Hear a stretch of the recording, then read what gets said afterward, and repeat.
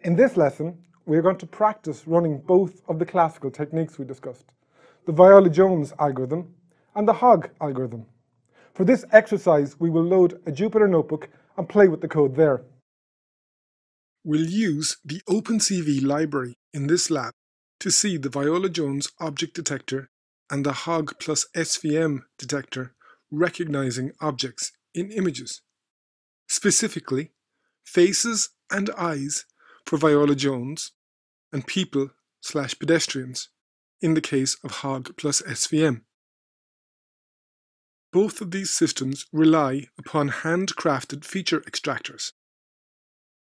In the first part of this lab, we'll use Viola-Jones to detect where in this image the three faces are, and draw red boxes around them. Then, using those face detections, we'll try to find where the eyes within them are, and draw green boxes around those. You'll notice a few false detections, or false positives, where it is obvious to you that there isn't a face, but the shading patterns in the image are such that they fool our Viola-Jones detector. You'll also notice a few missed detections, or false negatives, where it missed an object. This is particularly the case with the eyes.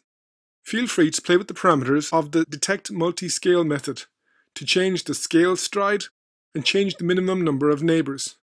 You can then rerun the notebook starting from where we call cv2.imread to load our image again and to plot new detections. In the second part of this lab, we'll use the histogram of oriented gradients feature extractor with a support vector machine classifier to detect people. Hogg plus SVM was hugely popular until about 2012, when CNNs came of vogue. We'll again use the OpenCV implementation of Hogg to show it in action. We'll create a detector for people and then look for detections in our image.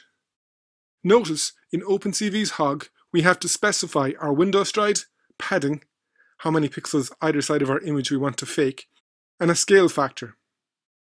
Try changing the wind stride parameter from 4,4 to 8,8 and see what effect this has on the number of times the person is detected.